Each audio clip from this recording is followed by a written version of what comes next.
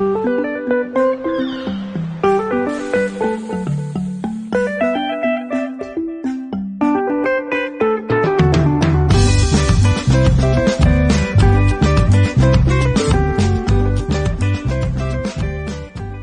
see, there are three sides to every story. There's one person's side, and then the other person's side. And there's, guess what? There's the truth. There's the truth. That's the hardest one. And you know what? Reminds me of an episode of Mama's Family. When Mama, Vicki Lawrence, great role for her. She got hit in the head by they were making gooseberry jam, I believe. She got hit in the head by it. Rough, definitely would have been a safety report on the ship.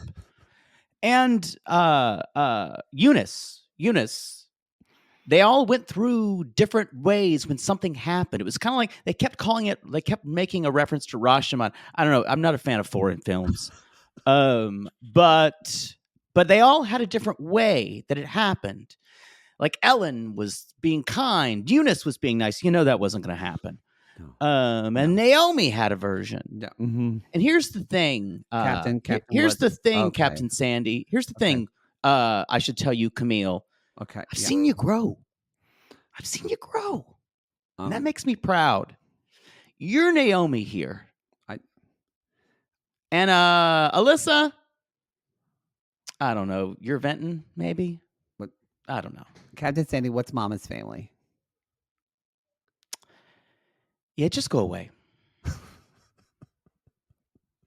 Y'all, I think we're in the last chapter of the Lost Truffaut film, The Undoing of Camille. The Undoing of Camille. I can't find Mama's Family theme song.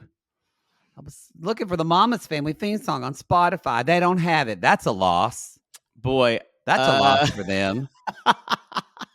Way to go, Spotify. It really, when she said that, I screamed because that's the first thing I thought of was that Mama's Family episode. Y'all, that is a classic episode of Mama's Family. It's a very good episode of where they all it's Betty White, Carol Burnett, the actress, I can't believe, I think her name was Dorothy something, who played Naomi. They all recount ways that Mama Vicki Lawrence. Probably one of my top favorite episodes of. Oh yeah, totally. Rashomon after the Kurosawa film Rashomon, where things do happen. So everyone has their own account of how things happened. Is it the truth or is it what Captain Sandy thinks? The thing is, none of this matters. It doesn't matter if it's the truth or not. Because here's the thing. These two people cannot work together. They because cannot work together. Neither. This is when I realized, even if you do get rid of Camille, the problem with Alissa is still going to be there. Well, we definitely, I feel like... This is Reality Gaze Below Deck. Yes, it's true. Below Deck, Season 10, Episode 8, The Captain and Camille. That's a good name. Great name. That's a great name. Rachel didn't give them a name this time. The curtain gets pulled back a little bit on Alissa. I mean, we've been seeing it more and more. Yeah. But Alissa, we're going to talk about this, but Alissa has her own bag of issues that she's bringing to this fun house. Yeah. And Camille is a lazy, shitty person. Don't get me wrong. But Alissa has way more emotional baggage than Camille. Yeah. And here's the issue. The problems that Alissa has with getting drunk, and yes, she's a good worker, but the problems, it's a typical Below Deck problem. And usually these people wind up getting fired by the end of the season, honestly. And what I don't understand is Fraser's complete reluctance not even to think about not being able to see a problem with Alissa. Because she works so hard. And I really have been like, I'm just seeing it just in, I was talking to my own therapist about this and just being reminded about Below Deck. No, about Below Deck, yeah, but about the power of projection. And so maybe it's on my mind, but Alissa is the one saying, well, she's a different person in front of everybody else. And I kind of this episode thought, but are you being a different person in front of Alissa than you Yeah. are to Frasier and Camille? Because I think she is. I think there's a bit of that. If there was no Camille on this season, Alissa would be the one everyone went after. I think she would be okay. No, I'm saying of her behavior. I think she would still slide under probably the radar because Haley's so easy to get along with. But, and I think you might have said this before. Oh, I'm talking about the nights out, all the drama with. We're going to talk about that. But I was just going to say, if her department head was a woman, Alissa would be gone by the end of the season too. Yeah, 100%. I don't think we have any. Do we have any announcements? I don't. Yeah, we have our y'all. Tickets are on sale for our digital worldwide event with Mary Payne Gilbert of Pink Shade. Digital worldwide event called Reality. moment. I believe we're actually calling it. Digital worldwide moment. You're right.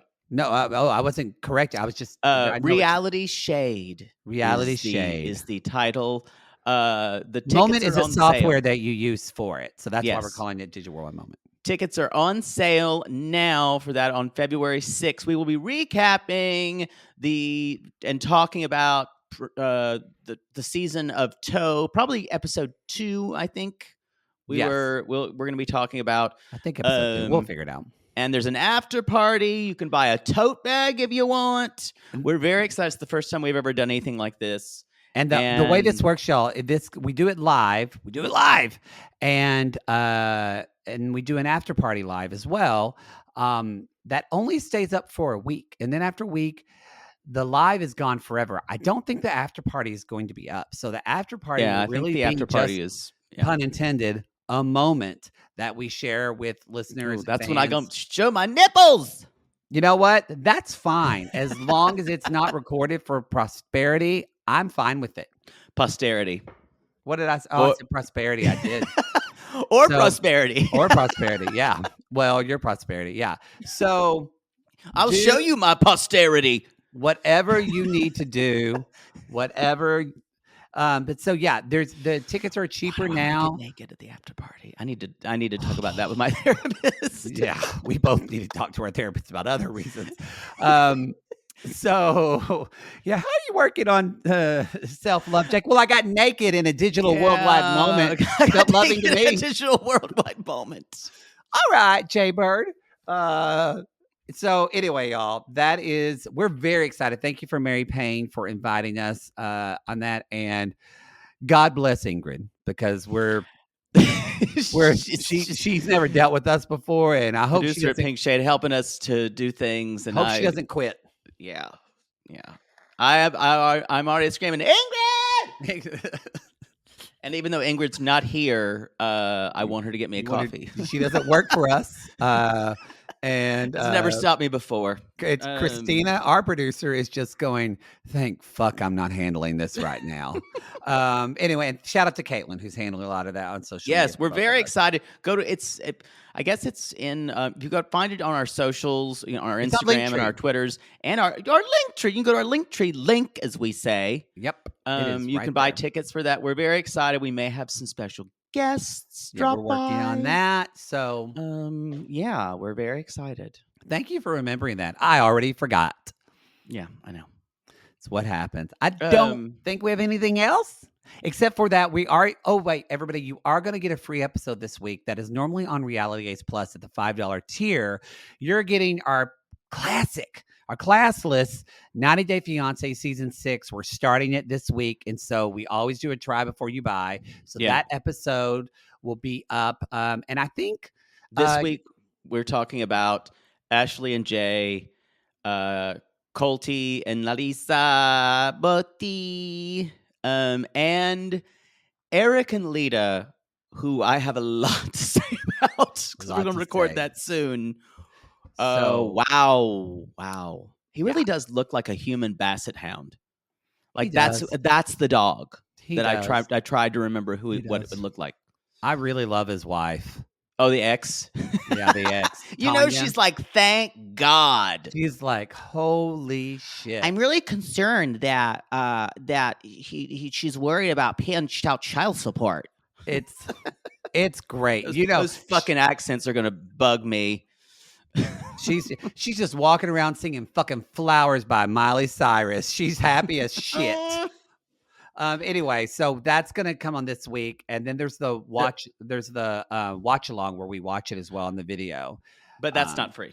So, well, that'll be. I think we put that to all the Patreons. Yeah, that's right. All the people for this week. Also, we're doing a crossover event this week with Married to Reality, the podcast. They do a lot of stuff. Now, y'all been after us about MILF Island that just premiered. MILF Manor. Thank you.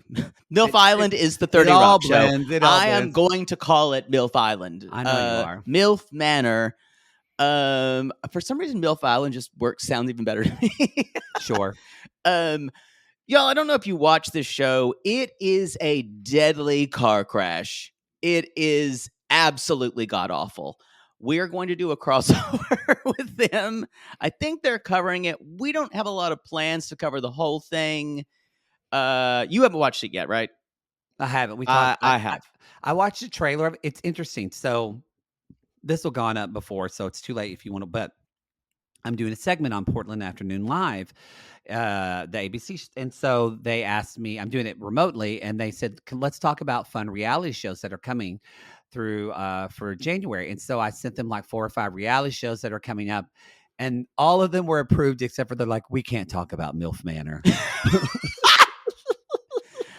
Even local news said this is too much for us.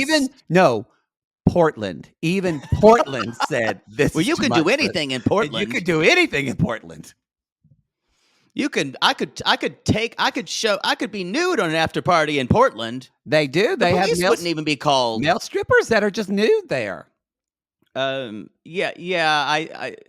It is. I'm just gonna say this. They keep saying there's a twist. It's exactly what you think. The twist is that these MILFs, their sons, a lot of their sons are the ones who they're dating. We kind of figured that out. Yeah, it's easy to figure out. Everyone got it. You know, we covered, it's very similar to Back in the Groove, which we covered, and I texted Jake and I was like, you've got to watch I skipped the last episode because of course she ended up getting with that crew guy who was terrible, but the other woman, Sparkle, ended up getting with the other woman's son, who was hot. They're not together. Let me tell you that no one is together from that show. That show was a joke. Did you watch the thing where crew takes that, I forget the blonde, the brown-haired woman from LA, takes her into a bedroom and they don't show them fucking, but they just show a clip of fruit exploding? Yes! The show got campier and campier. I wish they would have done it earlier. It was Concierge. It was really weird. So I don't know. I had decided that's when I was young. I saw my mother lose her groove. And I knew I would never want that again. She will never lose her groove again. I am not doing a parody accent. That is how he sounded. It was Antonio Banderas in Puss in Boots. It was. Guarantee you he's not actually I bet you he doesn't have an accent. No, his name is Brett. He's a Shakespearean trained actor. Yeah. No. It kind of really, if they would have started with that camp, I would have been like, we need to cover this whole show. I decided I would never make a woman never lose her groove again. But we don't have time because we have Darcy and Stacy and Extreme Sisters, y'all. Yeah, there's and that horrible Perfect Match show that just got released. Like, in other words, when all the bad reality people are sent to hell. Yeah.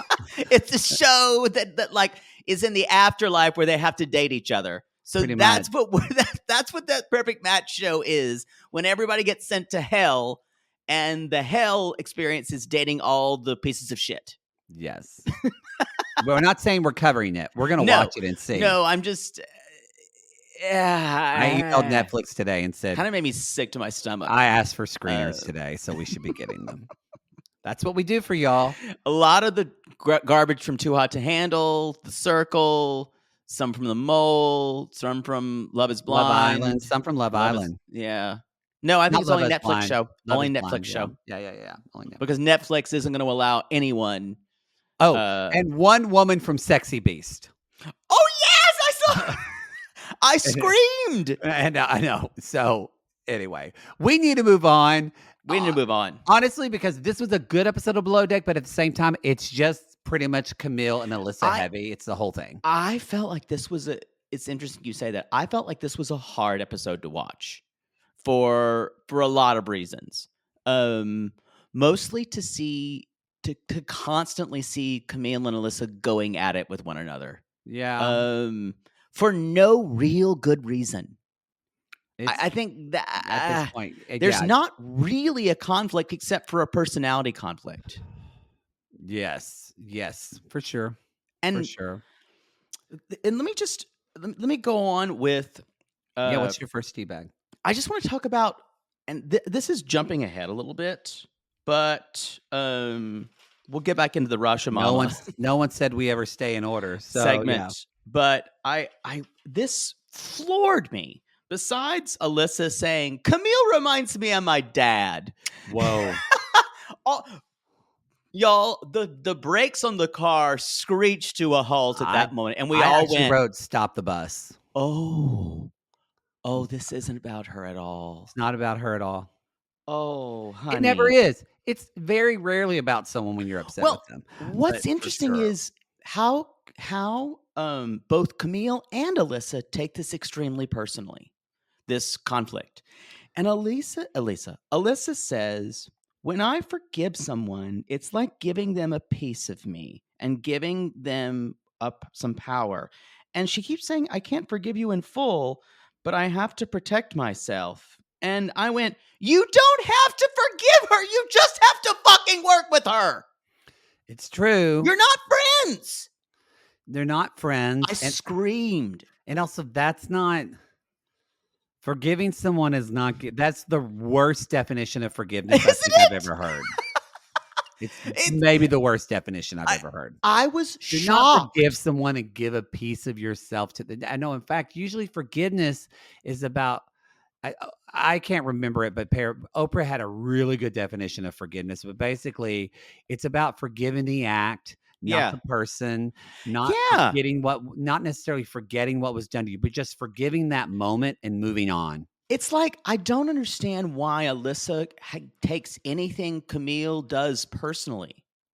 I'm just like, because and also, and I guarantee you, because Alissa talked about her dad was toxic and triggered her like Camille. Camille takes everything personally, but she wants to be a cool girl, and so she tries to act like I'm not taking any of this personally. Right. Guarantee you her father does the same thing. Like, why are you being emotional? Why are you crying? Why are you being I'm just putting this. I don't know her dad, but I just feeling that my gut tells me that. And so that just triggers her even more. But the fact that she has the awareness. I know. That's the part. That I always say this all the time in therapy. People say, I just need to figure out why I do this. Y'all, the why has the why has such a little bearing on why you change your behavior. I know why I don't like to go work out. I've processed that. I get all of that. I know why I don't like to go to a gym. I have all that why. It still doesn't affect my what and my how and my fucking when. That's true. And it's the fact that when she said it, and I went, then why are you not adapting to that? Why are you not going, oh, this isn't fully about her? What is it going on just right now in this moment? Speaking of moments, see, it's a digital worldwide moment with Pink Shade. But I want to go back that scene when she said, and she was in there and she said, I hate you. And so passive aggressive. I hate you. It was like that. It was like, and you can say, oh, she was being funny about it, but she wasn't. She was meaning it so she could say she joked about it later. But what's interesting is Alyssa's the worst kind of person to give anyone to give power to, because she's going to use it to make sure everyone else who's working with her feels like they owe her some type of respect. Haley doesn't give a shit about any of that. It is not personal to her. Camille, it is personal. Alissa could work with anyone else on this ship, probably fine, and people would probably say, "I don't want to be friends with her. That girl, she works. She's got a great work ethic. She does works her hard. job. Where it's going to get messy is the nights out and the messy drama with the crew." Yes, because Camille's going to leave, and guarantee you, Katie and Alissa are going to go at it. Yeah, because and Ben too.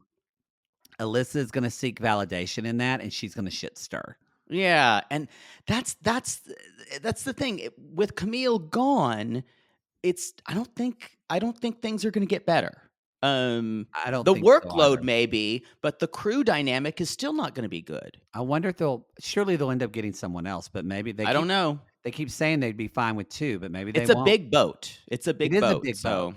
So I feel like if they didn't have 3 people for this last charter with all those people drinking and everything, no way. I think, and Alissa was kind of coming apart. Now, those people were up till 5 a.m. and they were fucking awful. They were awful. But I will say, I thought so. They have this fight, and then my kind of first teabag is Captain Sandy having that talk with Camille while they're eating. Like, I think Captain Sandy did a good job in that moment of saying, like, of validating, like, I've seen you work better. I've seen, like, kind of calming her down and just basically saying, like, you can't do that. But when Camille said, where do you think this comes from? When Camille said she has a lack of respect for me as a human being. Yo, we know what we talk about with respect. Camille, and she says later on, I'm a human being. That's all projection. This is all someone has devalued me. And when you talk to Camille, especially if you make her sound like she is stupid or a child, which Alissa does. And that's her trigger. That's Camille's trigger. Mm-hmm. Now, and Camille will respond, strangely enough, like a child. Yes. And so it's Camille is a textbook type on one of these shows who is awful, who is lazy, who should have been fired in episode 3, but Captain Sandy gave her another chance. Well, here's the thing. She came on as a new captain, so she didn't, know what I mean? That's true. It was a good circumstance for her. I think if Lee was still captain, she would have been gone in episode 4. I think so too. Yep. And I think, unfortunately, however, Fraser wasn't on it enough to see the problems. Sandy called it. She called it when she said this is a leader. When she said this is a leadership meeting, she's 100% right, because he really hasn't done. No. He hasn't done anything to fix this. He's ignored personality conflicts.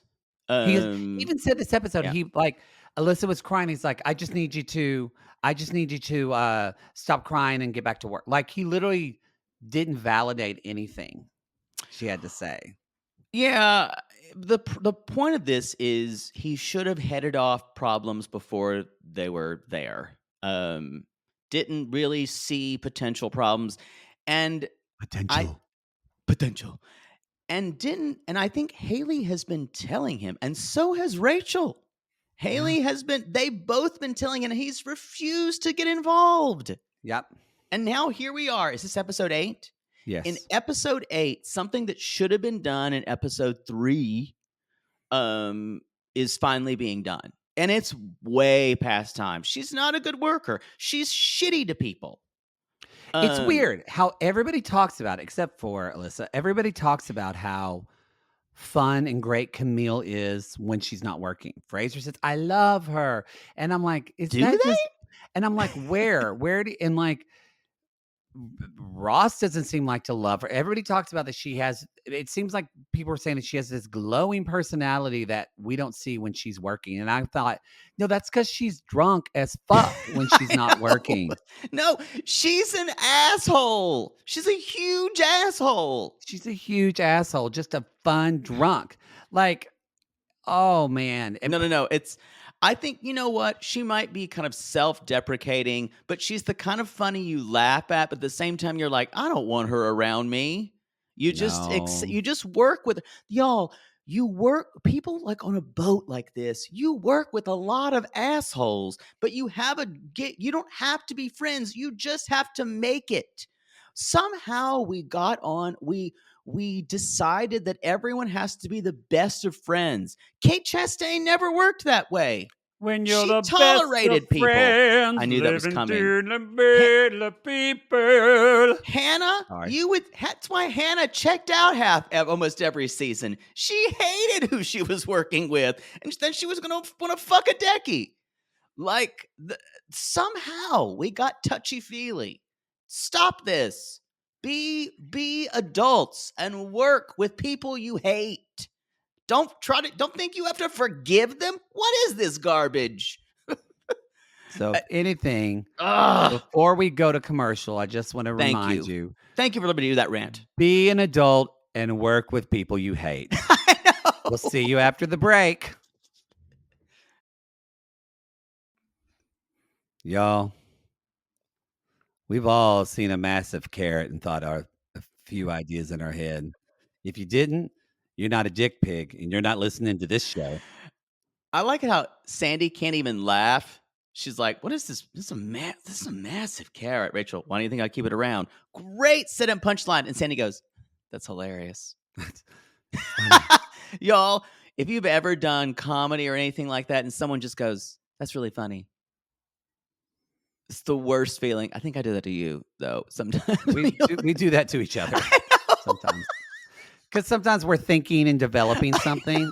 It's different when you're writing together because you're like, that's funny, and you're on to the next joke trying to But no, I'm saying on the show you'll say something like, "That's really funny," but I won't laugh. Yeah, it's not validating. Not very validating. I think we've talked about how these three sides things was established, and basically Alissa says about to Captain Sandy is that she is she's like, I feel like she's about to walk all over me if I don't do anything about it. And that means she's taking everything personally. Oh yeah, it's so already interesting. Alissa thinks I have to destroy her or she's going to destroy me. And what's happening is now they're getting everybody else on the ship involved. And it doesn't help that we've got fucking Needy von Niederstein Ben. It's like, I love it when Camille comes and talks to me when her day's shit. And I went, oh boy. No. I went, dude, if you must tried be a magic pussy. Oh, yeah. When you tried to date her, she would devour you in 2 weeks. Devour you in 2 weeks. She's not going to date him. She's not going to date him. I know. Did you see that later on when they're talking? And he's like, did you see her go, we live a long time away. I don't think that's feasible. She's yeah. And they're just kind of sitting there. She has chunks of men like you in her stool. She does. Now, there is something that comes up, though. We talked about earlier this conversation when Captain Sandy was talking to Camille. Frasier tried to interrupt her and say, we can't deal with this right now. I want to say this. He would not have done that if that was Captain Lee. Absolutely not. You're exactly right. 100%. Well, Captain Lee would have never done that, number one. Captain Lee would have told Fraser, you need to do something now. Captain Lee does not run a teaching boat like Sandy does. He does not run a teaching boat. Yes. Yeah. This is not about giving other people chances. It's not about this is about leading the ship and understanding people are fallible. I'm fallible. I was one time. Yeah, it's kind of at the end, like when Captain Sandy says, I'm glad he came to the right decision. I'm glad he made this decision. And I said, You made it for him. And you didn't think this is if he said he's going to let go of Alissa, you would say this is the right decision. Yes. You're just agreeing with him. You don't care.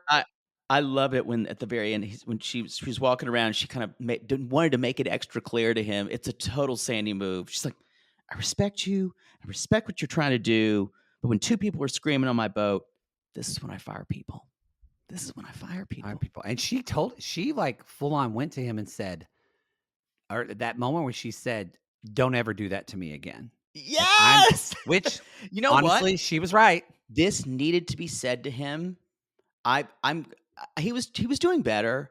He's a really ineffective chief stew right now in the season. He's just not. Now, if he was given a crew that had less personal problems, I think if he He's had dealing three with a lot. Haleys, it would be fantabulous. Yeah. Um, I reference her all the time. If this had been Kate Chastain, Camille would have been gone day one. And Kate would have talked to Alissa about her personal issues and keeping it professional. That's true. Speaking of Kate Chastain, She's on the Traitors. Yeah. I need to watch that show. New show. It's already out, isn't it? Crappen's covered it on their Patreon. Oh, Crappen's they did? It's on Paramount Plus. Kyle Cook is on it, and Rachel from The Bachelor, who Kate called community, dressed like you're in community theater. This is true. Well, y'all, and by the way, we did see the trailer for Summer House. Ooh. We're torn. We've told y'all we felt like we were probably going to let this show go. The trailer does look good. Yeah, and Danielle and Lindsay, their friendship is imploding. The fact that Danielle and Lindsay are imploding has my full attention. Yeah. So, I don't know. We go back because Danielle is single now. No more Robert. Danielle is single now, and Lindsay is full on coupled up with Carl, which can't be easy for Danielle. Can't be easy for Danielle. It's not gonna go good, y'all. So we have not made any decision about that. We also see what's happening when it premieres and all this kind of stuff. So I have one other teabag about these guests. The dinner should not have been 3 hours. That was too long. Rachel's had that problem before. It's a perfectionist issue. Usually it's not a big deal if their guests are having a good time. These guests are just fucking dicks. So, Now, is 3 hours too long for dinner? Yes. Yeah, it is. Y'all, there's nothing that, even a movie doesn't need to be 3 hours. Boy, Avatar could have cut 40 minutes off that. Did you watch the new one? Yes, I saw it with my brother and my nephew. Oh. He wanted to see it. Was it good? It's Avatar. Did you cry? Did you get emotional and cry? No. Is it beautiful? Yes. Is the story passable? Yes. Is it action? I enjoyed it. Did I have to leave just to clear my head after an hour and 45 minutes? Yes. And I was on my phone for 15 minutes and I came back and I understood exactly what was happening. You're on Grindr looking for dicks. You had to have a dick cleanse, didn't you? It's fine. Maybe. I've been there. That's fine. Sometimes, y'all, you got to have a dick cleanse. Speaking of genitalia. A dick sorbet, if you will. A dick sorbet. Gross move by Alissa calling Camille's pussy nasty or disease. Whoa. When she said that, I was like, that is gross. She says this. She has this full-on implosion. She's back in the van and she's like, they're like, hey, we're at the club. Let's go. And they just all start going out clubbing and drinking. That was nuts to me that she was sobbing in the back of the van and then cut to, woo! I don't know. It's going to be really hard for her to answer to that on the tell-all or the reunion. That was fucking gross. I think she's going to have to come really apologetically, but I don't. Maybe that's in her. But she came for her. She slut shamed this girl, and it was not good. So besides that, and I knew that you knew the tip was going to be shitty too, right? Oh yeah, yeah, y'all. We knew. I thought it was worse than it was. I thought it was going to be worse. Even when you watch those people at the beginning of the episode when they were watching them fighting and they were laughing about it, y'all, that's people that watch other people going through pain and laugh at it. Yeah, it's awful. That's not dregs of humanity. That's not great. What did you So let's talk about some other things about Alissa. It's extremely personal for her now with Camille, and basically says she calls her, it's really, really loaded language here, like dirty pot smoker. She Yeah. calls like it's and I think and Camille is basically trying not to look. I think Camille has learned that now it only makes Alissa look bad if she doesn't react. She's Yes. trying her best. She's trying her best. Which is a lot for Camille because she Yeah. wants to be a Tasmanian devil. I was surprised that Alissa just didn't flat out call her white trash because I just expected that to come out. And then at one point she orders sex on Sex on the Beach. She's like, oh, so basic. And at this point, you're thinking none of this is helpful. No, You're not being professional. You're not being and I think Ben tried to basically say, I think Ben basically says, hey, you're ruining the night or something like that. Yeah, Ben tries to, because before they're going out, they start fighting in their bunk. Yeah, Ben tries to say something then.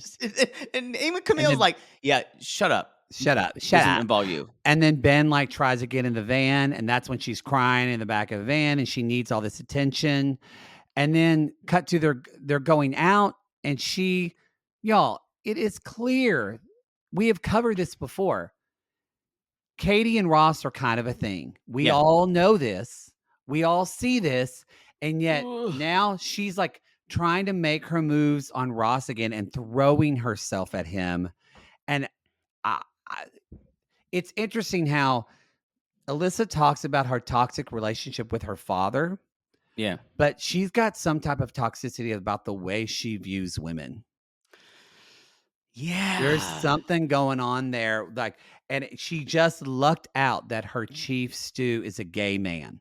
She lucked the fuck out. And Haley is basically a drag queen. Yes. So they're both gay men. They're just both gay men. Yeah. They really are. Thank you. Because and Haley doesn't take anything personal. She's there to make money, and she's there to, and she even says, Haley goes to the Fraser and says, look, I'm annoyed. Get rid of one of them. Y'all, Haley is basically having to do chief stew duty here. Yeah, she knows. Yeah. It's because probably besides Rachel, I think between Rachel and Haley, those two are the most confident, self-assured people on the show. Yeah, and they're professionals. They know personal shit doesn't matter. Yeah. Yeah, they also know they're on a reality show. Alissa does not. Alissa no, she doesn't understand that. They are in real life, y'all. Well, Camille does understand it, but this is all performative for her. Like she even said, I could be an actress in another world. You are an actress. You're an actress now, girl. But yeah, and Alyssa's the crying that Alyssa's doing here. It's really it's out of nowhere. It's just again, hurt people. I have a tea bag. I want you to just kind of settle yourself. Let's do a little I want to do a grounding exercise. Everybody just taking a breath. And I just want you to imagine you're watching the TV and Tony says to Ben, just let me know, because if I want you to be able to go all in, just full all in, balls deep, and just fuck that hole like it needs to be fucked. Yeah.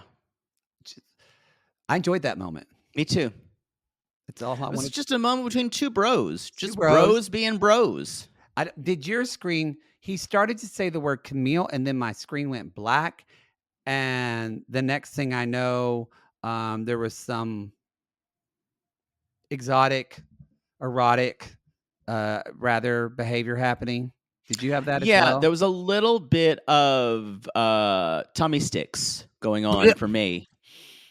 Because sometimes bros just gotta be with other bros. Bros gotta take care of things for bros. Tummy sticks? Tummy sticks. Where you're hitting, you're sword fighting. You're letting the erection go. What's a tummy stick? Like a drum beat. Doom, doom, doom, doom. Your engorged penis plays a drum beat on your belly. think you gotta get rid of that drum set. Y'all, if you've been to summer camp, you played tummy sticks. Okay. Wow. I've just never heard it described in that terminology. Tummy sticks. Wow. Sometimes it gets a little moist. Wow. Wow. Oh, drum solo.